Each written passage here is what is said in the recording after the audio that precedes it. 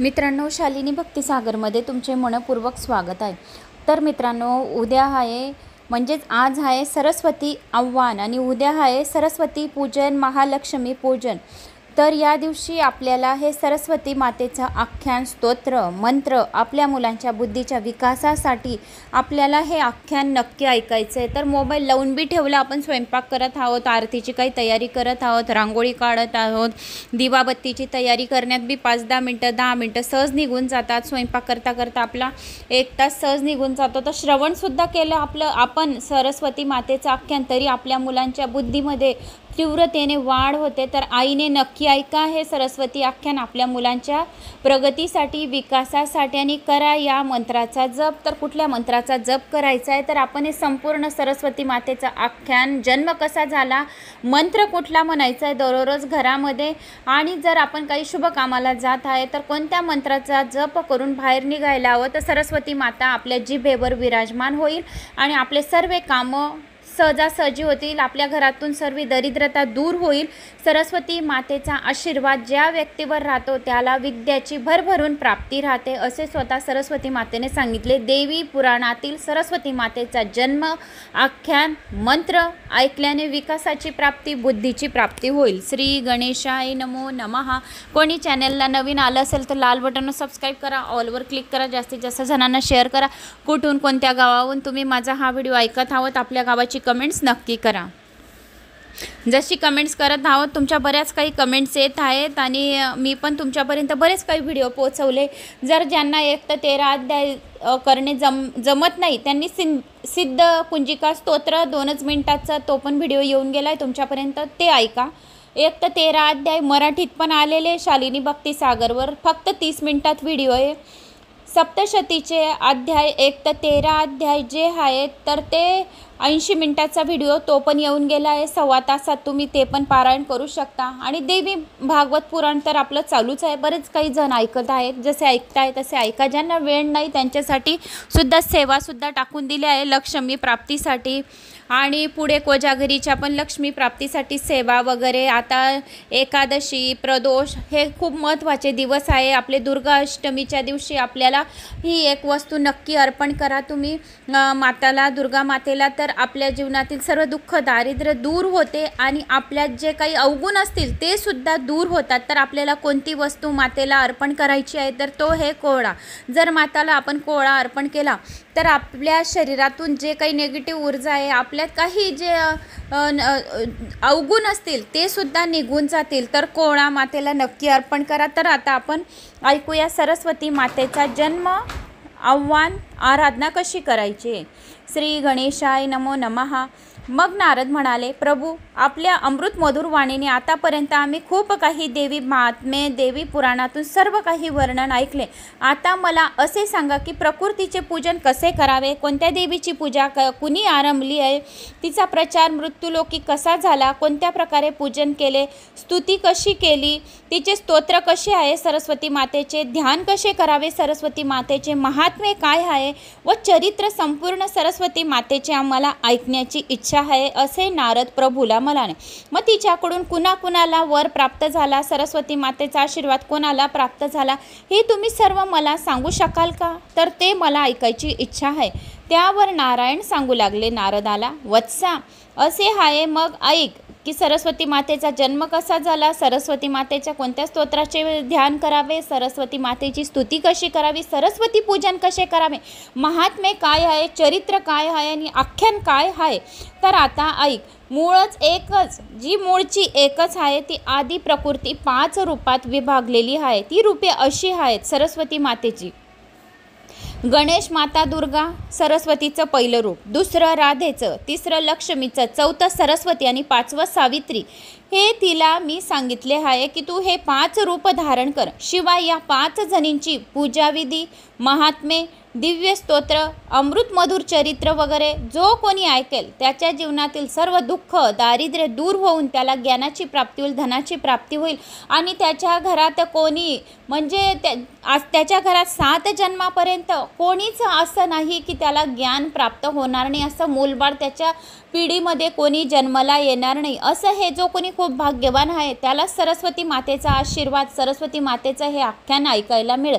तर जो कोणी हे आख्यान ऐकतं त्याच्या घरामध्ये सर्व मुलं बाळं जे काही आहेत सर्वजण फॅमिलींना बुद्धीचीच प्राप्ती होईल असे नारायण भगवान नारदाला सांगू लागले. मग तू आता अमृत मधुर चरित्र वगैरे गोष्टी ज्या काही आहेत तर त्या तू ध्यान देऊन ऐक. पुराणे, शास्त्रे, तंत्रमार्ग यामध्ये आलेला आहेत, त्याचे पुन्हा वर्णन करण्याची काही कारण नाही. पण प्रकृतीचा अंश व कला यापासून ज्या देवी उत्पन्न झालेल्या आहेत त्यांचे मात्र सांगोपांग वर्णन करतो. नीट ध्यान देऊन ऐक बरं का. कालिका, वसुंधरा, गंगा, षष्ठी, मंगलचंडिका, तुळस, मनसादेवी, निद्रादेवी, स्वदा, स्वाहा, दक्षिणा सर्वच प्रकृतीच्या अंशरूप आहेत. त्यांचे पावन चरित्र तसेच कर्मसिद्धांत, दुर्गा व राधा यांचे सुद्धा चरित्र संक्षेपाने तुला सांगतो. तर आता सर्व काही नीट लक्ष देऊन ऐक. सर्वप्रथम सरस्वतीविषयी तुला सांगतो की सरस्वती मातेचा जन्म कसा झाला. नारदा, सर्वात प्रथम सरस्वतीची पूजा श्रीकृष्णाने प्रचलित केलेली आहे. त्या सरस्वतीचा महिमा असा आहे की तिची कृपा झाल्यावर मूर्खसुद्धा विद्वान बनतो, मूर्खाला सुद्धा ज्ञानाची प्राप्ती होते. मूर्ख जो असेल त्याला काहीच बुद्धी नाही आहे, त्याच्यावर जर सरस्वती मातेचा फक्त आशीर्वाद बी प्राप्त झाला तरी तो खूप विद्वान बनतो, पैशावान बनतो, त्याला पैशाची कधी कमतरता भाजत नाही. आणि तो वीणाधारिणी कामतुरा देवी राधेच्या मुखातून जन्मलेली आहे. सरस्वती माता जे आहे तर श्रीकृष्णाने अगोदर प्रचलित केली, तर ही वीणाधारिणी कामतुरा देवी राधेच्या मुखातून जन्म घेतलेला आहे. तेव्हा कामवासनेच्या अवघ्यामुळे ती कृष्णाच्या संघाची अपेक्षा करू लागली. अंतर्यामी कृष्णाने तिचे भाव जाणले. मग त्या सर्व लोकजनतीत कृष्णाने काही हितकारक, सत्य व शुभ परिणाम साधणारे असे 2 शब्द तिला सांगितले सरस्वती मातेला. तो म्हणाला, हे साध्वी ऐक, चतुर्भुज नारायण माझाच अंशापासून झालेला आहे. तो सौंदर्य, गुण, तारुण्य या सर्व बाबतीत माझ्याप्रमाणे आहे. तो स्त्रियांचे मनोभाव ओळखतो आणि त्यांची वासनाही तो पुरवतो. तुला त्याचे सौंदर्य कसे आहे ते सांगतो. त्याचे रूप असे आहे की करोडो मदनाचे सौंदर्य एकत्र केले तरी त्याच्यासमोर ते फिक्के आहे. हे विष्णू भगवानांचे रूप आहे. त्याच्या अंगाच्या ईश्वरी गुणांची तर मोजदाद होणारच नाही. पण जर तू माझ्या सहवासाची अपेक्षा करशील तर त्यात तुझे अकल्याण होईल. त्याचे कारण असे आहे की माझ्या जवळची असणारी राधा तुला टिकू देणार नाही. ती फार शक्तिशालिनी आहे. आपल्या आश्रितांचे रक्षण बलवानच करू शकतो. जो स्वतः दुर्बळ आहे तो दुसऱ्यांचे कसे काय रक्षण करील. मी सर्वेश्वर आहे, सर्वांच्या शासन करता आहे. हे जरी खरे असले तरी राधा मात्र अपवाद आहे. तिच्यावर माझी आज्ञा चालू शकत नाही. ती रूपाने, गुणांनी, सामर्थ्याने माझ्याच प्रमाणे आहे. बरे, तिला सोडून मीही राहू शकत नाही, कारण माझ्या प्राणाची अधिष्ठात्री देवीच तीच आहे. आपला प्राण गमावण्याची जोखीम कोण घेईल बरं. पुत्र हा प्राणापेक्षा प्रिय असतो असे म्हणतात, पण खरोखर तसे नसतेच. पण तेव्हा ती रूपवर गर्विती. तू वैकुंठात जा, तेथे तुझ्या मनाची तृप्ती होईल आणि वैकुंठनाथसह तू चिरकालपर्यंत सुख भोगशील. तिथेही लक्ष्मीच आहे, पण ती तुझ्यासारखी काम, क्रोध, लोभ, मोह, मद, मत्सर यांच्या अधीन नाही, पण तुझ्यापेक्षा रूपाने, गुणाने, प्रभावाने कमीही नाही.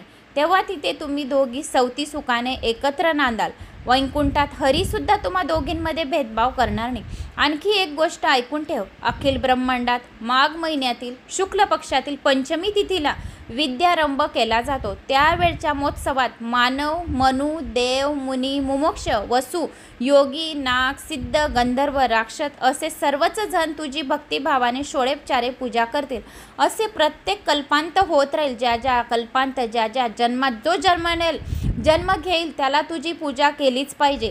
त्यावेळीच त्यांना विद्येची प्राप्ती होईल. त्यावेळी घट मांडून अगर पुस्तक स्थापन केले, जर ज्या वेळेस अश्विन नवरात्र आहे आणि सरस्वती पूजन राहील त्यावेळेस घट मांडून अगर तुझं पुस्तक स्थापून दिलं आणि तुझ्या त्या स्थापलेल्या पुस्तकावर सरस्वती मातेचं आव्हान करतील आणि मग यजुर्वेदाच्या कान्व शाखेत सांगितलेल्या रीतीने ध्यान व स्तुती यासह तुझे अर्चन करतील. तुझे कवच सोन्याच्या पत्रावर अष्टगंधाने लिहून त्यांच्या ताईत करून जो गळ्यात अगर दंडावर धारण करेल, पूजा समयी विद्वान लोक अशा प्रकारे अर्चना करतील तर त्याला धनाची, यशाची, ज्ञानाची 7 जन्मापर्यंत आणि 7 पिढ्यांपर्यंत त्याला कधी धनाची कमतरता भासणार नाही असे सांगितले नारायणाने. मग एवढे सांगून सर्व पूर्ण ब्रह्म असलेल्या श्रीकृष्णाने त्या सरस्वतीचे पूजन केलेले. अगोदर सर्वात प्रथम सरस्वतीचे पूजन श्रीकृष्णाने केलेले. त्या दिवसानंतर ब्रह्मा, विष्णू, महेश, अनंत धर्म, सनकादिक मुनी, देव, ऋषी, राजे, प्रजानन अशा लोकांकडून देवी सरस्वती पूजली जात असते. जो कोणी सरस्वती मातेची पूजा अर्चना करतो, सरस्वती मातेचे नुसते सरस्वतीयै नमः, ओम सरस्वतीयै नमः, जो कोणी सकाळ संध्याकाळ घरात ज्यांच्या 108 वेळा जप केला जातो त्यांचे मुलं कधी मूर्ख राहत नाही, अपेज राहत नाही, कधी पांगडे होत नाही, बैरे होत नाही, मोके होत नाही.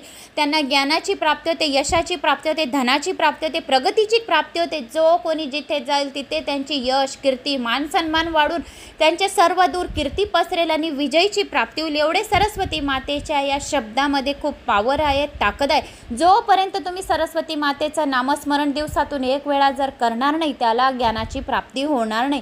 त्याचा जो शरीर आहे, त्याचा जो दिमाग आहे, त्याचं जे डोक्यात जे काही तंत्र चालू आहे ते जड राहत जाईल. म्हणून दिवसातून कोणीही एका वेळेस ओम सरस्वतीयै नमः 1 वेळा सुद्धा सरस्वती मातेचे नामस्मरण केले तरी त्याच्या जिभेवर सरस्वती माता विराजमान होईल.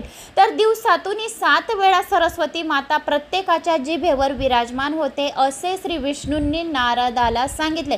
तर 7 वेळा सकाळ, दुपार, संध्याकाळ, रात्री, मधल्या वेळेस ती प्रत्येकाच्या जिभेवर सरस्वती माता विराजमान राहते. ज्या वेळेस आपण शुभ शुभ शब्द बोलतो त्यावेळेस ती पटकन विराजमान होते. ज्या वेळेस काही तोंडातून अपशब्द निघतो त्यावेळेस सुद्धा ती विराजमान राहते. म्हणून आपल्या तोंडातून कधीही पॉझिटिव्ह ऊर्जा, कधीही चांगले शब्द काढावे. आपल्या मुलांसाठी प्रत्येक आई वडिलांनी कधीही वाईट शब्द या वाईट बोलू नये, कारण की सरस्वती माता केव्हा जबानवर विराजमान होईल, जिभेवर विराजमान होईल याचं सांगू शकत नाही.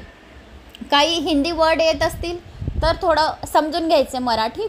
इकडे हिंदीच लँग्वेज बोलतात आमच्याकडे, त्यामुळे हिंदी वर्ड येऊन जातात. तर जिभेवर त्यांच्या सरस्वती माता जबानवर विराजमान राहील. तर असे सरस्वती मातेचे आख्यान आणि हा शब्द आणि हा पॉवरफुल सरस्वती मातेचे आख्यान जो कोणी ऐकेल त्याला कधीच मूर्खता येणार नाही. त्याला जो काही विचार करेल तो, तर त्याला यशाची, धनाची किल्ली सापडली या त्याचं भाग्य उजळलं असे समजावे. हे सरस्वतीचे आख्यान सहजासहजी कोणालाच ऐकायला मिळत नाही. जो खूप भाग्यवान आहे त्यालाच हे सरस्वती मातेचं आख्यान ऐकायला मिळतं. तर म्हणून हे सर्व देव, मुनी, ऋषी, राजे, प्रजानन हे देवी सरस्वती मातेचे सरस्वती आव्हानच्या दिवशी आणि सरस्वती पूजनच्या दिवशी, सप्तमीच्या दिवशी सरस्वती मातेचे पूजन केले जाते. म्हणून सप्तमीच्या दिवशी सरस्वती मातेचे आख्यान आणि मंत्र स्तोत्र ऐकायला खूप काही महत्त्व आहे. एवढे सांगून मग पूर्ण ब्रह्म असलेल्या श्रीकृष्णाने सर्वात अगोदर प्रचिती श्रीकृष्णाने सरस्वती मातेला सर्वात प्रथम पूजले आहे असे सांगितले. मग नारदांनी त्यावर विचारले, अहो नारायणा महाराज, अहो वेदो नारायण महाराज, त्या पूजेची पद्धत, ध्यान, स्तुतिमंत्र, कवच, नैवेद्य, फुले कुठली व्हावी, गंध कसा असावा, चंदन कसे असावे, सर्व गोष्टी मला आता तपशीलवार तुम्ही सांगा. की कुठलं ध्यान करायचं, कुठला स्तुतिमंत्र करायचं, कोणतं कवच करायचं. मग नारायण सांगितले, वत्सा नारदा ऐक, यजुर्वेदाच्या कान्व शाखेत जन्म माऊली सरस्वतीची पूजेची पद्धत जशी आहे तशी मी तुला या पुराणातील या जशीच्या तशी तुला यजुर्वेदाच्या कान्व शाखेतलं मी तुला यजुर्वेदाचंच सांगत आहे. तर ऐक मग, माघ महिन्यातल्या शुद्ध पक्षातल्या पंचमीला, ज्या इतर शुभतिथीला, या अश्विन महिन्याच्या सरस्वती पूजनला, जो कोणी अश्विन महिन्याच्या या 7वी माळच्या दिवशी सरस्वती मातेच्या आव्हान आणि सरस्वती मातेच्या पूजनच्या दिवशी जर कोणी हे माझं स्तोत्र मंत्र ऐकेल त्याला सर्व गोष्टी सहजासहजी मिळू शकतील. माघ महिन्यातील शुद्ध पक्षातल्या पंचमीला, इतर शुभतिथीला विद्यारंभ करवायचा असेल तर भल्या पाठे उठून स्नान करून लवकर नित्य कर्म आटपावे. मग कान्व शाकीय विधीने किंवा तांत्रिक विधीने एका चौरंगावर घट कलश स्थापना करावा. प्रथम त्या घटाच्या ठिकाणी गणपतीची पूजा करावी. जोपर्यंत गणपतीचं प्रथम नामस्मरण करत नाही तोपर्यंत कुठल्याही तुम्हाला पूजेचं फळ मिळणार नाही. नंतर सरस्वती मातेचं ध्यान करावे. ज्या काही तुम्हाला गोष्टी हव्या असतील प्रथम गणपतीचे ध्यान करावे, नंतर सरस्वती मातेचे ध्यान करावे आणि आव्हानपूर्वक 16 उपचारांनी पूजन करावे. वेदमार्ग, तंत्रमार्ग, त्यात नैवेद्यासाठी जे पदार्थ सांगितले आहेत ते असले पाहिजे. तर कुठले असले पाहिजे? सरस्वती मातेच्या पूजेमध्ये पदार्थ एक पण राहिला सरस्वती मातेचा आवडीचा पदार्थ तरीसुद्धा चालेल. लोणी, दही, दूध, लाया, तिळाचे लाडू, ऊस, साखर, गूळ, मध, खडीसाखर, पांढऱ्या शुभ्र अक्षता, पोहे, उकडीचे मोदक, वापरलेले हविष्यान्न आणि तीळ, गव्हाची कणिक, तूप मिसळलेला चुरा, केळी, तुपाची केलेली पक्वाने, नारळ, नारळाचे पाणी, केशर, मुळा आले, पिवळी केळी, बोरे असे इतर फळे सफेद रंगाची असावी. सुगंधित फुले सफेद रंगाची, चंदन सफेद, पांढरे शुभ्र, शंख सफेद, सफेद फुलाचे हार, भूषण या सर्व वस्तू सरस्वती मातेला अतिशय प्रिय आहे. तर सरस्वती मातेला जो कोणी या वस्तू एकही याच्यातली वस्तू जर सरस्वती मातेला सरस्वती पूजेच्या दिवशी या सरस्वतीच्या आव्हानाच्या दिवशी जर अर्पण केला तर सरस्वती माता त्या व्यक्तीवर तिचा आशीर्वाद राहतो आणि प्रसन्न होते. आता तुला मी सरस्वतीची कल्याणकारी भ्रमाचा नाश करणारे ध्यान सांगतो. मी सरस्वती शुभ्र अशा वर्णाची आहे, मुखावर हास्य विलसत आहे, मनोहारिणी आहे. त्या देवीची तेज कोटी चंद्रांनाही निस्तेज करणारे आहे. अग्नीप्रमाणे झळझळीत असे वस्त्र ती नेसलेली आहे. हातात वीणा व पुस्तक धरलेलं आहे. अंगावर रत्नजडित आभूषणे आहेत. ब्रह्मा, विष्णू, सदाशिव सहित देवी तिची पूजा करीत आहेत. अशा ऋषीमुनी व मनी मानवांनी वंदन केलेल्या शुभ्र वर्णा, हास्यमुखी, मनमोहिनी सरस्वतीला मी सर्व भावे वंदन करतो असे तिचे ध्यान करावे. मग मंत्रोच्चपूर्वक सर्व उपचार समर्पण करावे. नंतर तिची स्तुती करावी, कवच धारण करावे आणि भूमीवर साष्टांग दंडवत घालावा. ज्यांची इष्टदेवता सरस्वती आहे त्यांनी नित्य पूजा करावी. पण इतरांनी सुद्धा विद्यारंभ करतावेळी माघ शुक्ल पंचमी तिथीच्या दिवशी या सरस्वती पूजनच्या दिवशी या अश्विन नवरात्रीमध्ये सरस्वती आव्हान आणि सरस्वती पूजनच्या दिवशी नवरात्रीची 6वी माळ आणि 7वी माळ या दिवशी तिचे पूजन अवश्य करावे. सर्वांसाठी उपयोगी असा वेदांत मंत्र 8 अक्षरी आहे. तथा ज्याला ज्या मंत्राची दीक्षा मिळाली असेल तोच मंत्र जपावा. सामान्यपणे मंत्र असा आहे: आदी ओम श्रीम रीम ही 3 बीजे उच्चारून व त्यांना जोडून चतुर्थी विभूयुक्त सरस्वतीचे नाव व पुढे अग्निपत्नीचा नावाचा उच्चार करावा. ओम श्रीम रीम सरस्वते स्वाहा. ओम श्रीम ह्रीम सरस्वते स्वाहा. जो कोणी या मंत्राचा जप करतो, एक वेळा श्रवण पठण करतो, तरी त्याच्यावर लक्ष्मीची कृपा राहते असे स्वतः नारायणाने सांगितलेले आहे. मग या मंत्राचा 8 अक्षरी मंत्राने सर्व पूजोपचार समर्पण करावे. हा लक्ष्मी मायेनयुक्त असा मंत्र आहे. जे मागशील ते देणारा आहे. हा कल्पवृक्ष आहे. हा सोन्यासारखा आहे. म्हणून या मंत्राचा जप नक्की करावा. हा मंत्र सर्वात प्रथम भारतात पुण्य नदी गंगेच्या तीरावर नारायणाने वाल्मिकीला दिला होता. पुढे मग एका सूर्यग्रहणाच्या वेळी पुष्कर तीर्थावर हाच मंत्र भृगु मुनींनी शुक्राचार्यांना दिला. नंतर एकदा हाच मंत्र चंद्रग्रहण समयी मरीची ऋषीने बृहस्पतीला हाच मंत्र दिला होता. मग पुढे बद्रिकाश्रमात ब्रह्माने भृगूला, शिरोध सागराच्या किनारी जरतकाराने अस्तितीला, सुमेरू पर्वतावर विभाटक मुनींनी ऋषी शिंगाला दिला, शिवाने कन्नादाला दिला, सूर्याने याज्ञवल्क, गौतम, कात्यायन या तिघांना दिला. अनंताने अर्थात शेषाने हाच मंत्र पाणीने, भारद्वाज, शाकटायन या तिघांना दिला होता.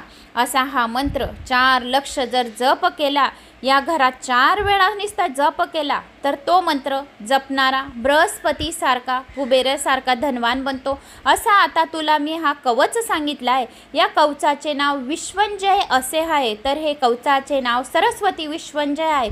पूर्वी एकेकाळी सृष्टीकर्ता ब्रह्मदेवाने हे कवच भृगूला गंधमादन पर्वतावर दिले होते. त्याचे असे झाले की भृगूने ब्रह्मदेवाला विनंती केली, हे प्रजापते, तुझ्याप्रमाणे वेदज्ञानी कुणीच नाही. अर्थात वेद जाणणाऱ्यात तू सर्वश्रेष्ठ आहे. तू जाणत नाहीस असे काहीच नाही, कारण विश्वाची उत्पत्तीच तुझ्यापासून झाली आहे. तेव्हा हे प्रभू, निर्दोष व सर्व गुण संपन्न असे विश्वजय नावाचे देवी सरस्वतीचे कवच मला सांगा. जो कोणी खूप भाग्यवान आहे त्यालाच हे सरस्वती कवच ऐकायला मिळेल. जो कोणी हे आख्यान श्रवण पठण करेल त्याचा चेहरासुद्धा बघेल तरी त्याला सरस्वती पूजनाचे पुण्यफळाची प्राप्ती होईल आणि त्याच्या घरामध्ये कोणी मूर्ख असा राहणार नाही. तेव्हा ब्रह्मदेव सांगू लागले, वत्सा, तू आता जे वेदोक्तक श्रवणीय तसेच सर्व कामनांची पूर्ती करणारे सरस्वती कवच विचारलेस तेच सांगतो. हे सरस्वती कवच सर्वप्रथम गोलोकातील वृंदावन नावाच्या अरण्यात रासोत्सवासाच्या वेळी रासमंडलाचे प्रभू श्रीकृष्णाने मला दिला होता. हे कवच अत्यंत खूप गुप्त असून कल्पवृक्षाप्रमाणे आहे, सोन्याच्या वृक्षाप्रमाणे आहेत. यात अद्भुत मंत्राचा संग्रह आहे. हे कवच धारण करणारा भगवान शुक्राचार्य दैत्यगुरु बनले आहेत. हे कवच धारण केल्याने व पठन केल्याने बृहस्पती बुद्धिमान बनला, वाल्मिकी आदी कवी म्हणून प्रख्यात झाला. याच कवचामुळे आणि स्वयंभू मनु याच्यामुळे सर्वश्रेष्ठत्व पावला. कनाद, गौतम, कण्व मुनींनी, पाणिने, शाकटायन यांचे ग्रंथ कर्तव्य, दक्ष कात्यायन यांचे कर्तव्य याच कवचामुळे सिद्धेस गेले. हेच कवच धारण करून कृष्णद्वैपायन व्यास महर्षींनी वेदाचे विभाग केले आणि 18 पुराणांची रचना केली. आता तेच कवच तुला, जे सोन्यासारखं कवच आहे तेच कवच मी तुला आता सांगतो आणि त्याची स्तुती सांगतो. आणि ह्या स्तोत्र मंत्राचा जप करावा तर कसा करावा हे सर्व सिद्धी मंत्र तुला सर्वात कार्यासाठी आणि सर्व आरंभासाठी कुठल्याही कार्यासाठी यश मिळवण्यासाठी मी तुला या स्तोत्राचा मंत्राचा या पठन करावा ते सांगत आहे. अस्य कवच प्रजापती ऋषी असं हे कवच आहे. तर हे कवच सोन्यासारखं आहे. तर हे कवच आता तू ऐक. शारदा अंबिका देवता सर्वत परिज्ञान सर्वार्थ साधनीये काव्य शक्ती पिथार्थे जपे विनियोग सरस्वती कवचम. तर सरस्वती कवच श्री गणेशाय नमो नमः. ओम ह्रीं सरस्वते स्वाहा. शिरो मे पातु सर्वाता श्री वाग्देवताय स्वाहा. बालं मे सर्वाता सर्वदावतु. ओम श्रीं ह्रीं सरस्वते स्वाहा. श्रोते पातु निरन्तरम्. ओम श्रीं ह्रीं भगवते स्वाहा. नेत्रयुगं सदावतु. ओम ऐं ह्रीं वाग्वादिने स्वाहा. नासां मे सर्वदावतु. ह्रीं विद्याधिष्ठातृ दैवे स्वाहा. चोष्टं सदावतु. ओम श्रीं ह्रीं ब्रह्मये स्वाहा. दंतपंक्ति सदावतु. ऐमितेक्षाक्षरो मंत्रो मम कंठ सदावस्तु. ओम श्रीं ह्रीं पातु मे ग्रीवा. स्कंदो मे श्री सदावतु. ओम श्रीं ह्रीं विद्याधिष्ठातृ दैवे स्वाहा. वक्ष सदावतु. ओम विद्यादिस्वरूपाय स्वाहा मे पातु नाभिकाम्. ओम ह्रीं क्लीं वाणाय स्वाहा. मम हस्तो सदावतु. ओम सर्ववर्णात्मकाय स्वाहा. पादयुगं सदावतु. ओम वागधिष्ठातृ दैवे स्वाहा. मां सदा सर्वदावतु. ओम सर्वकंठवासिने स्वाहा. प्राचां सदावतु. ओम सर्वजिह्वाग्रवासिने स्वाहा. स्वाग्निदिशि रक्षतु. ओम ऐं ह्रीं क्लीं सरस्वते बोधजनने स्वाहा. सततं मंत्रराजय दक्षिणीं मां सदावतु. ऐं ह्रीं श्रीं तक्षरो मंत्र नैऋत्यां सर्वदावतु. ओम ऐं जिह्वाग्रवासिने स्वाहा. मां वारुणेवतु. ओम सर्वविदिकाय स्वाहा. वायव्ये मां सदावतु. ओम ऐं श्रीं क्लीं गद्यवासिने स्वाहा. मां उत्तरेवतु. ओम ऐं सर्वशास्त्रवासिने स्वाये शानायं सदावतु. ओम ह्रीं सर्वपूजिताय स्वाहा. चोदर्वे सदावतु. ह्रीं पुस्तकाय पुस्तकवासिने स्वायदो मम सदा मां सदावतु. ओम ग्रंथबीज स्वरूपाय स्वाहा. मां सर्वावतु. तर हे असे सरस्वती कवच होते जे आता मी तुम्हाला संस्कृतमध्ये सांगितले. तर आता त्याचा अर्थ ऐका. नारदा, असे हे विश्वजय कवच आहे. हा देवी सरस्वतीचा मंत्रमय देह आहे. हा पूर्वी गंधमादन पर्वतावर धर्मदेवाने हे मला दिले. तुझ्यावर माझे अत्यंत प्रेम असल्यामुळे मी तुला हे सांगितले. जो कोणी हे कवच ऐकतो सांगतो त्याला अश्वमेघ यज्ञ केल्याचे पुण्यफळाची प्राप्ती होते. 60,000 यज्ञ केल्याची फळाची प्राप्ती होते. वैकुंठ लोकाची प्राप्ती होते. शिवलोकाची प्राप्ती होते. त्याच्यात 7 पिढ्यांपर्यंत कधी दरिद्रता येत नाही. पण एक लक्षात ठेव, हे कवच कुणाला सांगू नकोस. वस्त्रालंकार चंद्राने विधीपूर्वक गुरुची पूजा करून त्याच्या चरणी साष्टांग दंडवत प्रणाम घालून हे कवच धारण करावे. नंतर याचा 1 लक्ष वेळा जप करावा, याची सिद्धी होते. मग तो माणूस जणू काही दुसरा बृहस्पती असा कविश्रेष्ठ वक्ता त्रैलोक्य विजयी बनतो. फार काय सांगू, पण तो कवचामुळे सर्वत्र जय मिळतो. हे कवच कण्वा शाखेतील आहे. आता देवीचे संपूर्ण स्तोत्र, पूजेची पद्धत, ध्यान, वंदन कसे करावे सरस्वती मातेचे आणि स्तोत्र. आता मी तुला सरस्वती मातेचे कवच सांगितले. आता पूजेची पद्धत, वंदन, ध्यान कसे करावे ते आता ऐक. मग सरस्वतीचे स्तोत्र म्हणायला नारायणाने सुरुवात केली. मग नारायण म्हणाले, वत्सा नारदा, आता सरस्वतीचे स्तोत्र कसे करावे. आता मी तुला सरस्वतीचे सर्व कामना पूर्ण करणारे स्तोत्र सांगणार आहे. पूर्वी महर्षी याज्ञवल्क्य यांनी या स्तोत्राची सरस्वतीची स्तुती केली होती. याज्ञवल्क्यांना त्यांना गुरूंनी शाप दिल्या कारणाने त्यांना सर्व विद्या व ज्ञान यांचे विस्मरण झाले. त्यामुळे ते दुःखी होऊन सूर्यक्षेत्रात गेले. तिथे काही काळ तपस्या केली. तेव्हा सूर्य प्रत्यक्ष झाला. मग त्यांनी रडत रडत आपले दुःख त्याला सांगितले. सूर्याने त्यांना प्रसन्न होऊन वेदांगाचे प्रशिक्षण केले. सूर्य त्यांना असेही म्हणाला की ते सर्व ज्ञान स्मरणात राहावे, याकरता त्यांनी श्रद्धापूर्वक वाघदेवीची स्तुती करावी. असे सांगून सूर्य गुप्त झाला. मग स्नान करून महर्षी वाघदेवाची स्तुती करू लागले. मग ते म्हणाले, आता स्तुती कशी करावी सरस्वती मातेची ती ऐका. आता 5-7 लाईन. कृपां कुरु जगन्मात मार्में हत तेजस गुरु शापात स्मृतिभ्रष्टं विद्याहीनमच दुःखितं ज्ञानं देहि स्मृतिं विद्या शक्ती शिष्य प्रबोधिनीं ग्रंथकर्तृत्व शक्तीच सुशियं सुप्रतिष्ठितं प्रतिभां सत्यसभायां च विचारक्षमतां शुभां लुप्तं सर्व दैवयोगान् विभूतं पुन्हा कुरु यथा दं कुरु भस्मणीच करोति देवता पुन्हा ब्रह्मस्वरूपा परमा ज्योतिरूपा सनातनी सर्व विद्यादिदेवी या तस्मै वाननेय नमो नमः विसर्गं बिंदु मात्रास यदधिष्ठानमेव च तदष्टित्री या देवी तस्येन नित्ये नमो नमः व्याख्या स्वरूपा सा देवी व्याख्यादिष्ट तुरूपिणी यया विना प्रसंख्यावान संख्यां कर्तुं न शक्यते कालसंख्या स्वरूपा या तस्य देवी नमो नमः ब्रह्मसिद्धान्तरूपा या तस्य देवी नमो नमः स्मृतिशक्ती ज्ञानशक्ती बुद्धिशक्ती स्वरूपिणी प्रतिभा कल्प नाशशक्ती या तस्यै दैवै नमो नमः. तर असे हे देवीचे सरस्वतीचे स्तोत्र होते. अगोदर तुला सरस्वती कवच सांगितले, आता हे सरस्वती तुला स्तोत्र सांगितले. तर आता कसे आता याचा अर्थ आहे तर तो ऐक. पूर्वी एकदा असे घडले की सनतकुमारांनी ब्रह्मदेवाला काही शंका विचारली होती. त्यावेळेस ती निरंतर झाला व काही सुचत नसल्या कारणाने त्याची बुद्धी मारली गेली होती. टकामका पाहतच बसला. तेव्हा जगन्माता भगवान श्रीकृष्ण परमात्मा तेथे प्रकट झाले व म्हणाले, ए प्रजापती, तू आता वागेश्वरी देवीची स्तुती कर आणि तुझी बुद्धी ठिकाणावर आण. सरस्वती मातेची स्तुती कर म्हणजे तुझी बुद्धी ठिकाणावर आण.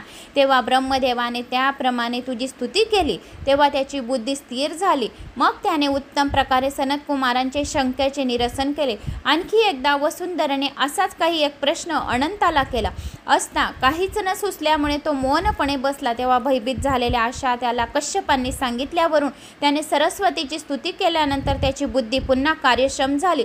ज्याला ज्ञानाची प्राप्ती नाही, ज्याला बुद्धीची प्राप्ती नाही, तर त्याने सरस्वती मातेचे पूजन आव्हान हे मंत्र स्तोत्र कवच करावे म्हणजे त्याच्यावर सरस्वती मातेचा आशीर्वाद प्राप्त होईल. बुद्धी राहिली तर सर्व काही पैसा ज्ञान वगैरे सर्व काही आपण मिळवू शकतो. बुद्धीच नाही तर तो पैसा सुद्धा कमवू शकत नाही. म्हणून सर्वात प्रथम बुद्धीची आपल्याला जरूरत आहे. भगवान व्यास महर्षी एकदा वाल्मिकी ऋषीकडे गेले व त्यांना पुराणांविषयी काही सूत्राचा अर्थ विचारला. तेव्हा ऋषी वाल्मिकी एकाएकी हतबद्ध झाले व त्या जगदंबा सरस्वती मातेचे अर्थात स्मरण केले. म्हणजे स्मरण करून तुझ्याच कृपेने भ्रमभ्रष्ट नष्ट झाल्यामुळे व्यासांना सूत्रे समजावून दिले. मग ते व्यास पुष्कर क्षेत्री गेले. तेथे 100 वर्ष तपस्या आराधना केली. तुझ्याकडून वर मिळाला. नंतर ते कवींद्र झाले. नंतर वेदाचे विभाग पाडून 18 पुराणांची रचना केली.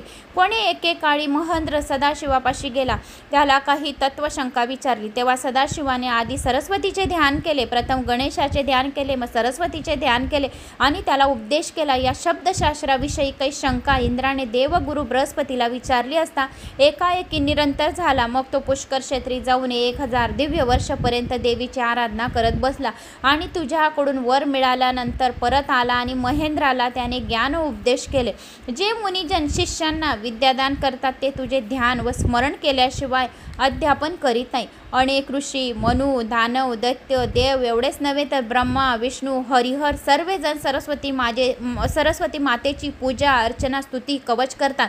विष्णू हजारो मुखांनी, महादेव 5 मुखांनी आणि ब्रह्माचारी 4 मुखांनी सरस्वती मातेची स्तुती करताना थकून जातात. तेथे माझ्यासारख्यांची पामराची काय कथा. एका मुखाने मी किती स्तुती करू. हे तर हजारो मुख असल्याने सुद्धा सरस्वती मातेची स्तुती करून थकून जातात, तर एक मुख किती स्तुती करेल.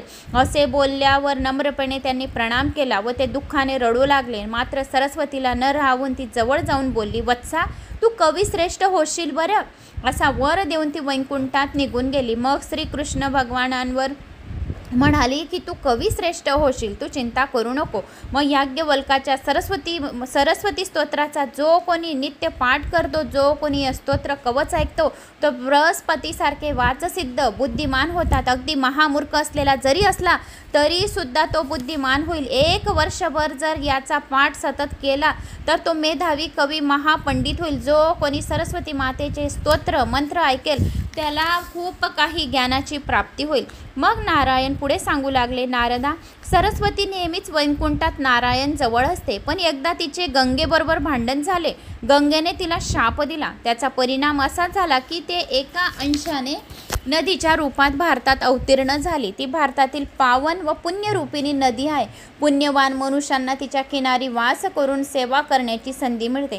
ती तपस्व्यांची तपस्या, तपाचे फल आहे. जसे तप पापरूपी काष्ठसमूह जाळून टाकते, तशी ती ही पापे जाळून धगधगीत आगीसारखे आहे. जे ज्ञानीजन सरस्वती मातेचे प्रवाहात देहत्याग करतात ते वैकुंठात श्रीहरीच्या सभेत नेहमी राहत असतात. त्याच्याप्रमाणे पापी माणसाने जर का सरस्वती मातेच्या पाण्यात स्नान केले, या सरस्वती मातेचे स्तोत्र मंत्र स्तुती मंत्रसुद्धा ऐकला, तरी त्याचे पापे सर्व जळून आणि सर्व पापांपासून सुटून दीर्घ काळपर्यंत विष्णू लोकी त्याला राहायला जागा मिळते. चातुर्मासात पौर्णिमा तिथीचा क्षय असताना व्यतिपात या ग्रहण कालात दुसरी एखादी पुण्यतिथी किंवा सहजासहजी जरी स्नान घडले, या स्तोत्र मंत्राचे याख्यानाचे त्याला पुण्यफळाची जर प्राप्ती झाली तर त्याचे सर्व पापांपासून मुक्ती मिळून त्याला वैकुंठात जाऊन श्रीहरी स्वरूप त्याला पुण्यफळाची प्राप्ती होईल आणि श्रीहरी स्वरूप जाऊन राहील असे सांगितले आहे. सरस्वतीच्या तीरावर 1 महिनाभर राहून जो सरस्वती मातेच्या मंत्राचा जप करेल, ओम श्रीम सरस्वतीयै नमः, ओम सरस्वतीयै नमः असा सुद्धा जप करेल, जरी महामूर्ख असला तरी महाकवी होईल, सर्वत्र गौरविला जाईल. निसंशय शोर करून कुणी सरस्वतीच्या काठी राहील आणि रोज स्नान करून त्याला पुनर्जन्म मिळणार नाही. जो सरस्वती मातेचा जन्मची कथा वगैरे ऐकेल त्याला पुनर्जन्माची प्राप्ती होणार नाही, त्याला सर्व दुःखांपासून मुक्ती मिळेल. तर नारदा, हा मी तुला थोडक्यातच माहिती सांगितली आहे. आता तुला आणखी काही विचारायचे असेल तर विचार. मग तेव्हा सूत शौनिकादी मुनींना म्हणाले की अहो नारदाने त्या प्रसंगी नारायणाला जो प्रश्न केला होता तो मला आता ऐकायचा आहे. नारद म्हणाले, देवा, असे ऐकले आहे की गंगा सरस्वतीचे भांडण झाले होते आणि त्याचा परिणाम म्हणून देवी सरस्वती या भारतात अंशरूपाने अवतरणी झाली. कारण असे की तुमच्या तोंडच्या कथा ऐकून माझे मन तृप्तच होत नाही आहे. तर सरस्वती देवी म्हणजे काही कुणी साधीसुधी स्त्री नव्हे, तर सर्व त्रैलोक्याची तिची पूजा करतात, सर्व त्रैलोक्यच तिला भजतात आणि गंगासुद्धा सत्वगुणी आहे. मग असे दोघांचे भांडण कसे काय झाले बरं? की गंगेने तिला शाप द्यावा. दोघीही तेजस्विनी आहेत, त्यामुळे त्या कलहाचे कारण जाणण्याची मला आता उत्कंठा झाली आहे. एवढे काही मी देवी पुराण ऐकले पण माझं मनच भरत नाही आहे. तर मला हे दोघी गंगा आणि सरस्वतीचे भांडण कसे झाले ते ऐकण्याची माझी उत्कंठा अजून बाकीच राहिली आहे. पुराणात हा विषय तर आलेला नाही, तेव्हा मला ती घटना सविस्तरपणाने सांगा बरं, असे नारदाने नारायणाला प्रश्न केला. तेव्हा नारायण सांगू लागला, ती कथा पापनाशिनी आहे. जो कोणी ऐकेल त्याचे सर्व पाप नाश करणारी ही कथा आहे. तरी ती ऐक आता. नारदा, तू आता प्रश्न केला तर आता हे भांडणाची कथा तू ऐकच. वस्तुस्थिती अशी होती की लक्ष्मी, सरस्वती आणि गंगा अशा तिघी नारायणजवळ गुण्या गोविंदाने नादत होते. एकदा गंगेने हास्यमुखाने तिरक्या नजरेने नारायणाकडे पाहिले. नारायणानेही हसून तिला तसाच प्रतिसाद दिला. दोघांची अशी नजरानजर चालू असलेली पाहून लक्ष्मीला त्यांचे काहीतरी वाटले नाही. विशेष असे काहीच वाटले नाही. पण सरस्वतीला मात्र फार राग आला की गंगा आणि नारायणाने दोघांना एक दुसऱ्यांकडे बघून जे हास्य केले, तर ते बघून सरस्वती मातेला फार राग आला की नारायणाकडे बघून हसत आहे. तिघी जण एकाच ठिकाणी बसलेले आहे, पण नारायणाने पण तिच्याकडे बघितले आणि गंगेने बी तिच्याकडे तिरछ्या नजर करून बघून दोघंजण हास्य करत आहे. लक्ष्मीला काही वाटले नाही, पण सरस्वतीला मात्र ते सहन झाले नाही. सरस्वती मातेला द्वेष निर्माण झाला, फार राग आला. सात्विक स्वभावाच्या लक्ष्मीने तिची समजूत काढण्याचा प्रयत्न पण केला, त्याचा काही उपयोग झाला नाही. उलट सरस्वती मात्र रागाने लालेलाल झाली. तिच्या नेत्रातून जणू रक्त उतरले. तिचे अंग कापू लागले, होठ थरथर कापू लागली. तेव्हा ती पतीला म्हणाली की सज्जन, धार्मिक व गुणवान पतीने आपल्या तिघं बायकांना समानतेची वागणूक दिली पाहिजे. पण धूर्त पती मात्र अगदी उलट वागतात. तुमचे प्रेम माझ्यापेक्षा जास्त गंगेवर आहे आणि लक्ष्मीवर आहे, आणि त्या दोघंही एकमताच्या असल्या कारणाने तुमचा हा दुटपटीपणा चालतो. त्यांना त्यांचे काहीच वाटत नाही. मीच कमनशिबी आहे, कारण जर पतीचे प्रेम नसले, जर जिण्याला अर्थ काही नाही, असे सरस्वती माता म्हणाली. जे तत्वज्ञानी तुम्हाला सत्वगुणी समजतात ते पंडित म्हणून घ्यायच्या लायकीचेच नाहीत. ते मूर्ख असून त्यांचे वेदव्यान कुचकामी आहे. तुमच्या मनाला त्यांनी ओळखले नाही. नारदा, अशी सरस्वतीने केलेली निर्भत्सना, द्वेष आणि अहंकार आणि गर्व गंगेप्रती तिला खूप निर्भत्सना ऐकून नारायणाने काही उत्तर न देता तिथून नारायण मुकाटाने उठून बाहेर चालला गेला. पण नारायण गेल्यावर वागेश्वरी सरस्वतीचा कोप आणखीनच उफाळून आला. खूप रागाने लालेलाल झाली. ती धुसफुसत गंगाला बोलली, अगं अंग निलार जरे कामतूर बाई, तुला नारायणाला वश केल्याचा मोठा गर्व वाटतो नाही का, की नारायण माझ्याशीच प्रेम करता, मलाच चांगलं म्हणतात. तू स्वतःला मोठी पतीची लाडकी समजतेस काय? असे सरस्वती मातेने गंगेला म्हटले की तू मोठी पतीला लाडकी समजतेस की मी खूप पतीची लाडकी आहे आणि माझ्या तिरछ्या नजरेने बी नारायण माझ्यावर प्रसन्न होतो ना, माझ्याशी हास्य करतो. आज तुझा माज उतरते की नाही ते बघ. तो नारायण माझे काय वाकडे करतो ते मी पाहीन, असे सरस्वतीने गंगेला म्हटले. असे बोलून ती गंगेच्या झिंजा उपटण्याकरता तिच्या अंगावर तिचे केस ओढून धावून गेली. तेव्हा लक्ष्मी मध्ये पडली आणि तिने हाताला धरून दोघींना बाजू केले. त्यांचा परिणाम मात्र असा उलटा झाला की सरस्वतीने लक्ष्मीला शाप दिला. ती म्हणाली की अगं पद्ये, तू न्याय अन्याय न पाहता एखाद्या वृक्षाप्रमाणे किंवा नदीप्रमाणे गुपचूप राहतेस, तर तू लवकरच वृक्ष आणि नदी होऊन पडशील जा. असा शाप माझा आहे. असा शाप सरस्वतीने लक्ष्मीला दिला की तू वृक्षाप्रमाणे राहशील, एखाद्या नदीप्रमाणे गुपचूप राहशील, असे तुला लवकरच प्राप्त होईल. असा शाप ऐकून लक्ष्मी उलट उत्तर न देता मुकाट्याने तिचा हात हाती घेऊन उभी होती. पण गंगेचा संताप मात्र अधिक वाढला होता आणि ती लक्ष्मीला बोलली, अगं पद्ये, कशाला तू या दुष्ट आणि तोंडाळ बाईच्या नांदाला लागतेस? हिला काय करायचे असेल ते करू दे. हिच्यापाशी केवळ वाणीचे बळ आहे, पण तिने माझ्याशी वादविवाद करावा म्हणजे तिला माझेही बळ किती आहे ते समजेल. तेव्हा तू आता मध्ये न पडता गप्प उभी राहा आणि काय होते ते पा. मग ती वळून सरस्वतीला म्हणाली, तू हिला नदी होण्याचा शाप दिलास ना, तर आधी तूच नदी होऊन मृत्यू लोकात जाऊन पडशील, पण पापी लोकांची पापे धुशील. त्यावर रागाने सरस्वतीने सुद्धा असा शाप दिला की तू सुद्धा भूतलावर नदी हो आणि पापी लोकांची पापे धुत बस जा. आणि त्यांनी परस्परांना शाप दिला. त्याच वेळी चतुर्बाहू श्रीहरी 4 सेवकांसह तेथे आले आणि सरस्वतीचा हात हातात घेऊन त्या तिघांना कलहामागचा पूर्व इतिहास सांगितला. तेव्हा त्या तिघीही आपला विचार व उतावळापणा पाहून दुःखी झाल्या. मग विष्णू त्यांना समजावून सांगितले, लक्ष्मी, आधी तुला मिळालेला शापाचा परिणाम आहे. तू एका अंशाने पृथ्वीवर धर्मध्वज नावाच्या राजाच्या घरी अयोनिसुमंता अशी जन्मशील. तेथे देवयगाने तू वृक्षरूप होशील. तेथे माझ्याच अंशाने उत्पन्न झालेला दैत्यराज शंखचूड आहे. दैत्याशी तुझा विवाह होईल. तू तुलसी या नावाने राहशील. अंती तू पुन्हा इथे येशील. भारतामध्ये त्रैलोक्यात पावन करणारी तुळस म्हणून प्रसिद्ध होशील. तेव्हा जो कोणी तुळशीला तुझी पूजा करेल, सकाळ संध्याकाळ दिवा लावेल, ओम नमो भगवते वासुदेवाय नमः, ओम नमो विष्णवे नमः या मंत्राचा दिवा लावत लावत जो कोणी जप करेल या पूजा करेल, त्याला धनधान्याची तू प्रगती करशील, धनधान्य देशील, पैशांच्या बाबतीत कधी त्यांच्या घरात अडचण आणणार नाही, असे विष्णू भगवानांना तुळसता सांगितले. तू तुळस होऊन अगदी प्रसिद्ध होशील आणि घरोघरी तुळस या राहतीलच. तू भरतखंडामध्ये अंश रूपाने जा आणि पद्मावती नावाची नदी हो. गंगे, तुला सुद्धा सरस्वतीने दिलेला शाप भोगण्यासाठी माझ्याच अंशाने भारतवर्षात नदी व्हावे लागेल. भगीरथी नावाचा एक राजा तपश्चर्याच्या सामर्थ्याने तुला घेऊन जाईल. त्यामुळे तुला तेथे भगीरथी असे लोक म्हणतील. भगीरथी गंगा या नावाने प्रसिद्ध होशील. त्यानंतर माझाच अंश असलेल्या सगराची तू पत्नी होशील. माझ्याच अंशाने उत्पन्न झालेल्या शंतनू राजाची तू पत्नी होशील. सरस्वती, तुला मिळालेल्या शापामुळे तू सुद्धा एका अंशाने भारतवर्षात जाशील. मग तुम्ही तिघही सवती मिळून आपापले शाप आता भोगा. तू स्वतः ब्रह्मदेवाची भार्या होशील. गंगा, लक्ष्मी या अनुक्रमे ती शिवाजवळ व माझ्याजवळ राहशील. लक्ष्मी शांत व उदार आहे. तिच्या अंशकलेने युगायुगात तशा स्त्रिया उत्पन्न होतील. 3 स्वभावाच्या 3 बायका, स्वभाव असलेले 3 प्रकार प्रत्येक स्त्रीमध्ये राहील.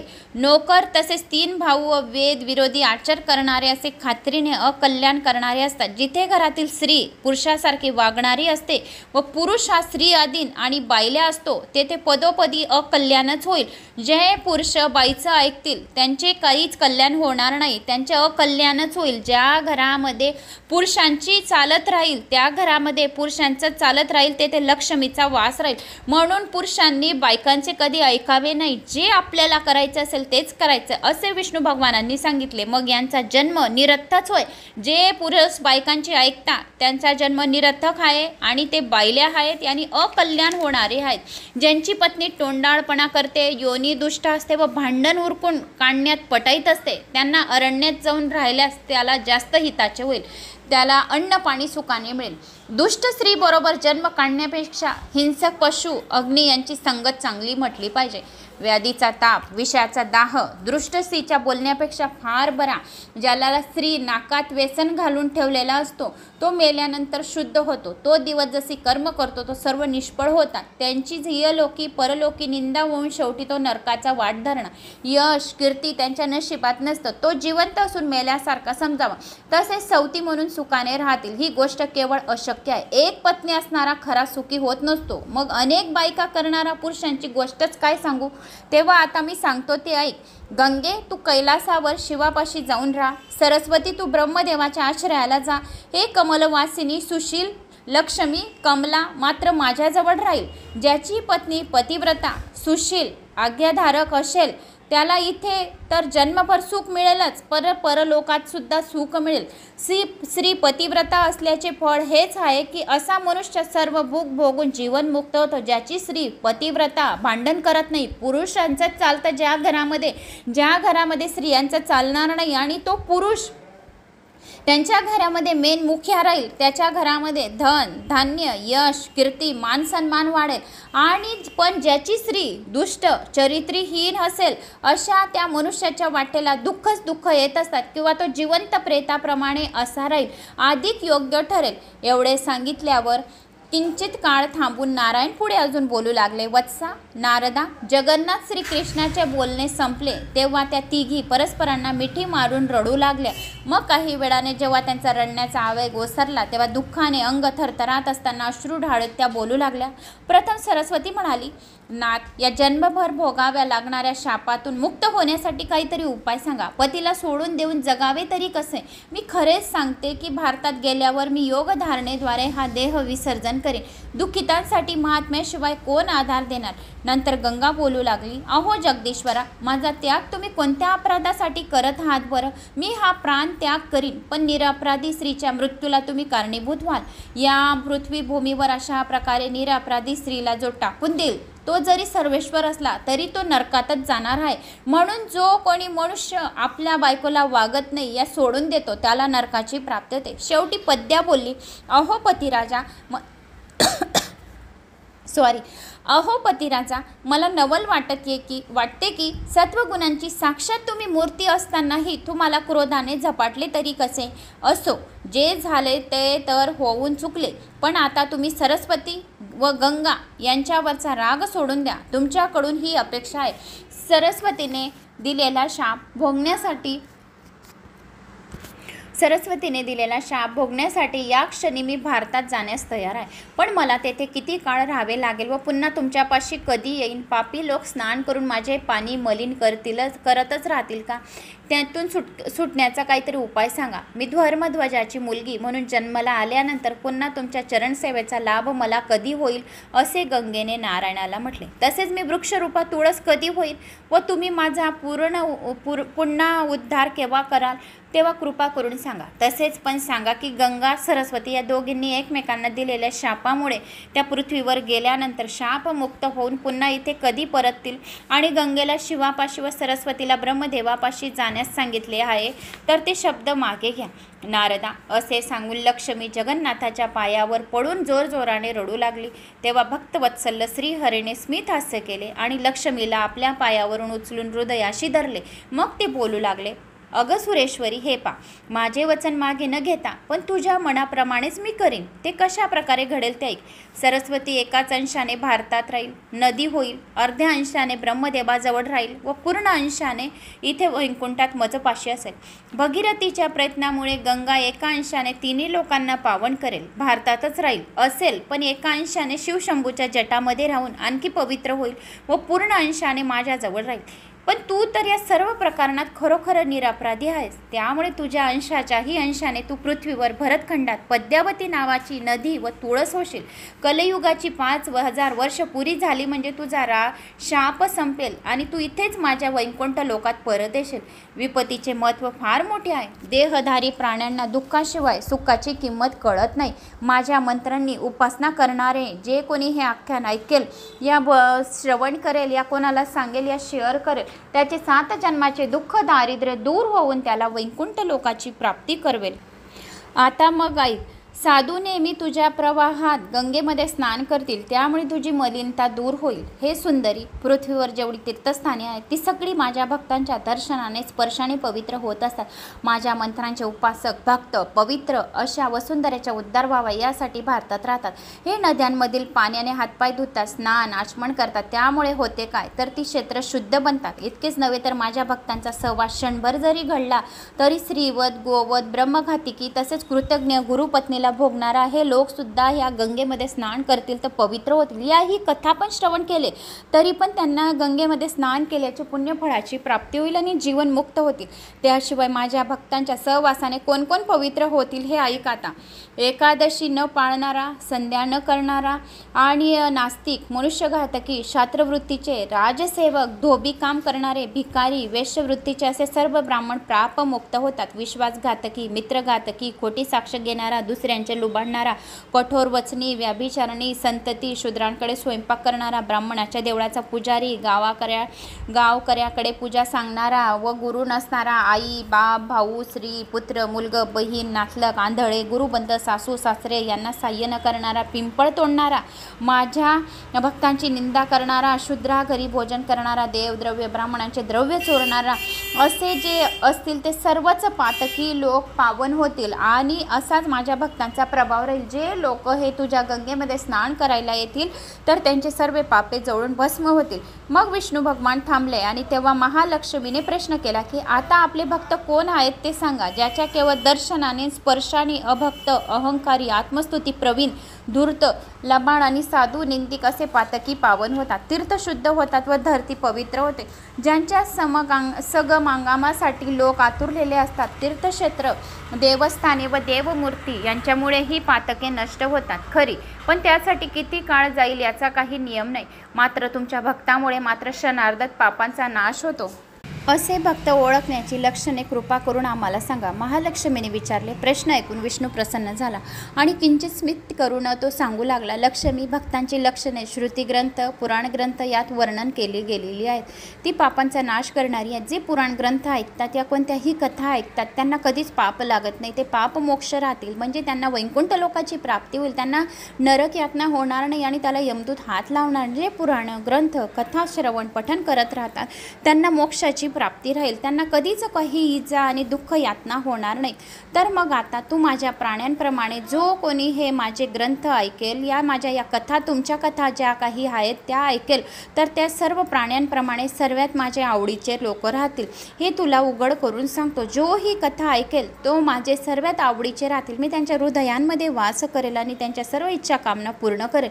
ही फार गुप्त गोष्ट मी तुला सांगितली, म्हणून आता तू ऐक. आता पण ही गुप्त आहे, पण म्हणून तू कपटी आणि दुष्ट यांना सांगू नको. जे काही मी तुला सांगितलं की या कथा ज्यांना आवडते त्या माझ्या जवळच राहतील, पण त्या गोष्टी ज्याला आवडते त्यालाच सांग, पण कपटी आणि दुष्ट लोकांना सांगू नको. माझा आवडता भक्त कोणता आहे तर ते ऐक. ज्याच्या कानी गुरुमुखातून विष्णूचा दिव्य मंत्र पडतो, या ओम नमो विष्णवे नमा, ओम नमो भगवते वासुदेवाय नमा, या कथा, स्तोत्र, सरस्वती स्तोत्र, कवच वगैरे जो कोणी ऐकतो, श्रवण करतो त्याला वेद, पवित्र, धन्य म्हणून मानतात. अशा पुरुषांच्या जन्माला येण्यामुळे त्यांच्या वंशातील त्यांच्या पूर्वीच्या 100 पिढ्यांमधील पूर्वज तत्काळ मुक्त होतील. जो कोणी हे स्तोत्र आख्यान सरस्वतीचे ऐकेल तर त्यांच्या 100 पिढ्यातील पूर्वज जर नरकात पडलेले असतील तर ते तत्काळ मुक्त होतील. मग स्वर्गात असो वा नरकात असो तर त्यांना मोक्षाची प्राप्ती मिळेल. शिवाय जे कोणी नीच अशा प्राणी जन्मात असतात तो सुद्धा या कथा ऐकेल तर तो सुद्धा मुक्त होईल. मग या योग्य काळी जे मजपाशी येतात, जो कोणी माझ्या भक्तीमध्ये रंगलेला असेल तो जरी मर्त्य असला तरी मुक्त होईल. माझे गुणगायन सतत करणारा, मला आवडेल आणि असा वागणारा, माझ्या कथा नेहमी ऐकणारा, प्रेमाने ऐकणारा, आनंदाने सांगणारा, या कोणाला शेअर करणारा, आनंदाने डोलणारा, सर्वांगी पुलंकित राहील आणि मी त्यांच्या सर्वात जवळ राहील. तो भक्त मला सर्वात अतिशय प्रिय राहील. तो सुद्धा मुक्त होऊन मी त्यांच्या सर्व प्राणी मात्रांमध्ये वास करून त्या भक्तांच्या मी इच्छा पूर्ण करेल. माझे चरित्र ऐकताना, या माझं मी जे तुला सांगत आहे ते ऐकताना त्यांचा कंठ जर दाटून आला, या नेत्रात त्यांचे आनंदाश्रूची गर्दी होत असेल, या हे देवी भागवत पुराण ऐकताना, वाचताना, या त्यांच्या काही कथा सांगताना जर त्यांचा कंठ जर दाटून आला असेल तर त्या भक्तांच्या मी खूप जवळ राहील. नेत्रात आनंदाश्रूची सुद्धा जर गर्दी राहिली तरी सुद्धा मी त्यांचा देह भान हरपेल. तो माझा खरा भक्त आहे असा समज. की त्यांचे माझे पूजा करताना त्यांच्या नेत्रातून टपाटपा आसू पडत आहे. गणेश पुराणाचे श्रवण करत आहे, शिवपुराणाचे कथा श्रवण करत आहे, देवी भागवत पुराणाचे श्रवण कथान पठन करत आहे आणि अश्रू जर निघाले या पूजा करता करता, ज्या भक्तांच्या अश्रू निघतील तर मी त्यांच्या त्वरित इच्छा पूर्ण करेन. असा तो भक्त माझा आहे असे समज. असा जो भक्त असतो त्याला सुखाची, मुक्तीची, चारी मुक्तींची, ब्रह्मप्राप्तीची, धनाची, यशाची, अमर होण्याची इच्छा नसते किंवा माझे सेवा करणे एवढेच त्याला कर्तव्य आहे, तरी सुद्धा मी त्या भक्तांच्या सर्व इच्छा पूर्ण करेल. स्वप्नातही तो इंद्रपदाची, मनुपदाची, ब्रह्मपदाची, स्वर्गातील राज्यभोगाची प्राप्तीची इच्छा करत नाही. तो आयुष्यभर फक्त कथा जर ऐकल्या, आयुष्यभर फक्त माझे फक्त त्याने सेवा केली आणि माझे गुणगान ऐकत गात राहिला, तो सुद्धा भक्त माझा सर्वात प्रिय राहील. अशा तऱ्हेचे जन्म लाभणे हा सुद्धा फार दुर्मिळ योग आहे, कारण त्याच्या वास्तव्याने पृथ्वी पवित्र होते. जो कथा पुराण ऐकतो, वाचतो त्यांच्या कारणाने पृथ्वी पवित्र होते. शेवटी तो भक्त माझ्या धाम प्रत होतो. माझ्या धामातील जो भक्त कथा ऐकतो, श्रवण करतो, या पठन करतो, या कोणाला सांगतो, या शेअर करतो, तो फक्त मलाच प्राप्त होईल आणि माझ्या धामामध्ये येईल. तू विचारलेल्या प्रश्नाचे सविस्तर उत्तर मी तुला आता दिले आहे. जसे योग्य वाटेल तसे कर. नंतर आपापले शाप भोगण्यासाठी तिघी निघून गेल्या आणि मग विष्णू निवांत एकटा राहिला.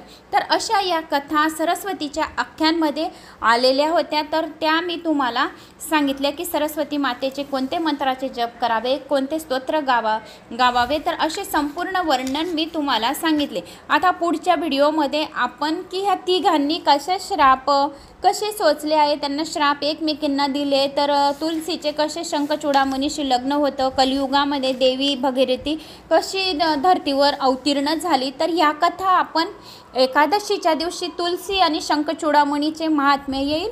तर हा पुढचे जो भाग आहे तर ज्या ज्या तिथींवर ज्याचे जे श्रवणपठण केले पाहिजे, ज्याचे महत्त्व आहे, तसे मी यावेळेस तुम्हाला हे संपूर्ण देवी महात्म्य पुराण ऐकवले. मागच्या वेळेस मी फर्स्ट टाईमच हे देवी महात्म्य पुराण वाचले होते, त्यामुळेच मला एवढी जानकारी नव्हती.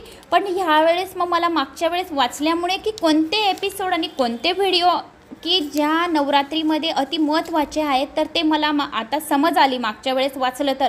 म्हणून मी तुम्हाला मध्ये मध्ये जे टॉपिक आहे तर व्हिडिओ संपूर्ण येतील देवी पुराणाचे, पण ज्या तिथीवर ज्याचे महत्त्व आहे तेच ऐकायला खूप काही त्याचा करोडो गुणा लाभ होतो. जसं सोमवार आहे तर सोमवारी शिवाचीच पूजा करायला हवी, शिवाच्याच कथा ऐकायला हवा, तर त्याच्याने आपल्याला जास्त लाभ होईल. मंगळवार आहे तर कुलदेवताचीच कथा आपल्याला ऐकायचे, तर त्याच्याने आपल्यावर कुलदेवताचा आशीर्वाद होतो. बुधवारी गणेशाचीच पूजा करायची, गुरुवारी लक्ष्मीची पूजा करायची. जसं ज्या तिथीवर ज्याचे महत्त्व आहे तर तेच ऐकायला महत्त्व जर राहिले तर आपले पुण्य करोडो गुणा वाढेल, असे मी विचार करून मग मी ह्या वेळेस नवरात्रीत तुम्हाला तसे भाग देवी पुराणाचे तुमच्यापर्यंत पोचवले. तर आज आपल्याला हे सरस्वती पूजनाचं खूप काही महत्त्व, ते स्तोत्र मंत्र हे 2 दिवस आपल्याला खूप काही ऐकायचं महत्त्व आहे, तर हे व्हिडिओ तुमच्यापर्यंत पोचवले. मग दसऱ्याच्या दिवशी प्रभू श्री रामाचे 1000 नाव ऐकण्याचं खूप महत्त्व आहे. मग दसरा गेला का एकादशीला मग हे तुलसीचं महात्म्य जे आहे, जे या श्रापित झालेले आहे ती तर हे महात्म्य आता सोमवारच्या दिवशी तुम्हाला सांगेल मी, की शंखचूडामणीशी तुळशीचं कसं लग्न झालं आणि कशी मोक्षाची प्राप्ती झाली आणि कसं अजून परत विष्णू भगवानांजवळ वैकुंठ लोकात ही तुळस गेली लक्ष्मी रूपात, ही संपूर्ण माहिती आता तुम्हाला ही तुळशीची एकादशीला देईल. कारण एकादशीला तुळशीचं थोडंसं सुद्धा आपण नामस्मरण केलं म्हणजे सर्व पापांपासून मुक्त होऊ आणि मोक्षाची प्राप्ती होईल, वैकुंठ लोकाची प्राप्ती होईल. आणि मग नंतर जसं गंगाला कसे भगीरथी जवळ गेलेली आहे तर त्याचं महत्त्व लगेच प्रदोष आहे, भोम प्रदोष, तर भोम प्रदोषला प्रदोष व्रताची कथा आणि गंगेची कहाणी येईल. तर अशा मी कथा यावेळेस केल्या, कारण की मागच्या वेळेस संपूर्ण देवी भागवत पुराण मन लावून ऐकलं, वाचलं. तुमच्यापर्यंत पण मी मन लावूनच टाकत आहे. पूर्ण माझं मन ध्यान एक शब्दामध्ये आहे, तर की काय काय शब्द आहे आणि काय काय त्याच्यातलं ज्ञान आहे. पोथी पुराणं ऐकल्याने ज्ञानाचीच प्राप्ती होते आणि सर्व पापांपासून मुक्त होतं, आपला आत्मा निर्मळ होतो, आपल्या आत्म्यामध्ये देव बसतो. तर पोथी पुराणं हे श्रवण पठण अगदी मन लावून करावे, म्हणजे आपल्या कुलाचा सुद्धा उद्धार होईल आणि 100 पिढ्यांचा सुद्धा उद्धार होईल. तर मित्रांनो, मला अशी आशा आहे की तुम्हाला हे सरस्वतीचे आख्यान आवडले असतील. आवडल्यास एक लाईक करा, चॅनलला सबस्क्राईब करा. कुठून कोणत्या गावाहून तुम्ही माझा हा व्हिडिओ ऐकत आहात, आपल्या गावाची कमेंट्स नक्की करा. व्हॉट्सॲप ग्रुपला 10 जणांना बी हा व्हिडिओ प्रत्येकापर्यंत आला, 10 जणांना आपल्या ग्रुपला बी टाकला तरीसुद्धा ते पुण्य तुम्हाला लागेल. जसं मी तुमच्यापर्यंत कथा पोहोचवण्याचं पुण्य करते, तुम्ही शेअर करण्याचं पुण्य तुम्हाला लागेल. कारण मला माहीत नाही तुमचे रिश्तेदार कोण आहे, तर तुम्ही त्यांच्यापर्यंत या कथा पोचा. आणि जे मुलं बैरे असतील, मुख्य असतील, काही झालेलं असेल, त्या मुलांना ज्ञानाची प्राप्ती नाही, तर ओम सरस्वती नमः असं 108 वेळा सकाळ संध्याकाळ हा मंत्र म्हणा, माळेने म्हणा, हातात बोटांचे काउंटिंग करा. या 10 मिनटं लावून बोला. एक पाण्याचा ग्लास हातात घ्या आणि ओम श्रीम सरस्वती नमः, ओम सरस्वती नमः असं बोलून 2 अगरबत्तीची रक्षा त्या पाण्यात थोडी टाका आणि आपल्या मुलांना प्यायला द्या. शाळेत जात असतील, मोठे पण असतील, तरी पण आईसाठी ते मुलं लहानच असतात, मोठ्या मुलांना पण दिले. म्हातारे असतील घरात, जर आजी बाबा वयस्कर झालेले असतील, त्यांनीसुद्धा आपल्या मुलांसाठी हा उपाय करू शकता. हे 2 दिवस सरस्वती पूजन, सरस्वती आव्हान सर्वात जास्त महत्त्वाचे आहे. नवरात्रीचे 9 दिवस सर्वात महत्त्वाचे आहे आणि प्रत्येक दिवस महत्त्वाचा असतो, कारण प्रत्येक दिवसाच्या तिथीवर काही ना काही महत्त्व असतं. तर त्याचं महत्त्व वाढून घेण्याचं काम आपल्याकडे असतं आणि त्यांचा आशीर्वाद प्राप्त करून घेण्याचं काम आपल्या हाती असतं. म्हणून हे चांगले काम आपण आपल्या हातून कर्म करून घ्यावे. कारण जीभ वाणी जे आहे हे हात आहे ते कर्म आहे, कारण हे कर्म हे पुण्याचे गाठोडे आपल्या पदरात पडेल. मृत्यूनंतर आपण मेल्यानंतर फक्त आपल्यासोबत दुसरं काही येणार नाही आहे, कर्माचं गाठोडं फक्त सोबत येणार आहे. जेव्हा यमदूत जर आपल्याला हात लावेल, तो म्हणेल की हिच्याजवळ कर्माचं गाठोडं खूप काही आहे, पुण्याचं गाठोडं खूप पुराण श्रवण करून आलेले हे लोक, म्हणून यांना शिवलोकाकडे जाऊ द्या, विष्णू लोकाकडे जाऊ द्या. ह्या यमदूताचे हे अधिकारी नाही आहेत. तर आपल्याला विष्णू लोक पाहिजे, आपल्याला शिवलोक पाहिजेत. तर आपण या कथा श्रवण पठण करून घ्यायच्या आणि आपल्या पिढ्यांचा सुद्धा उद्धार करून घ्यायचा आहे. तर मित्रांनो, असा हा उपाय नक्की करा. तर लाईक, सबस्क्राईब, शेअर नक्की करा, कमेंट्स नक्की करा माझा आत्मविश्वास वाढवण्यासाठी. एक कमेंट्स तुमचं फक्त, मला काही नको, तुमचं एक कमेंट्स पाहिजे फक्त, की त्याच्याने माझा आत्मसात वाढतो आणि पुढची कथा मला करायला प्रेरणा मिळते. तर मी सुद्धा जॉईंट फॅमिलीला आहे. नवरात्रीची जशा तुमच्या सर्व सेवा आहेत तशा माझ्या पण संपूर्ण सेवा आहेत. मला सुद्धा रात्रीचे 1-1:30 वाजत आहे आता नवरात्री असल्यामुळे. सकाळी अजून पटकन लवकर उठून तुमच्यापर्यंत कथा आणि माझे बी दिवसभराचे कामं करून मी कथा तुमच्यापर्यंत पोहोचवते आहेत. तर कमेंट्स, लाईक, सबस्क्राईब नक्की करा. जय माता दी, जय श्री महाकाल.